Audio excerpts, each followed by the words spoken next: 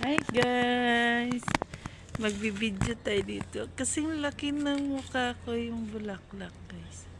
Ang bango-bango niya guys. Mabango pa siya sa sampagita guys. Hindi nga lang namin alam pa anong pangalan niya. Ang ganda-ganda niya tingnan. Kulay orange.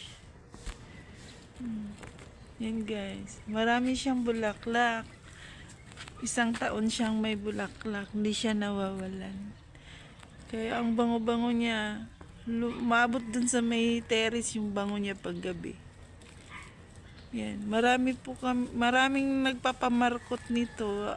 Ayaw mabuhay. Hindi namin alam kung paano siya kuhanan ng binhi. Kasi mahirap siya mabuhay. Galing daw tong ibang bansa. Pero ang ganda niya. Tapos marami siyang langgam, matamis siguro siya. Thank you for watching guys.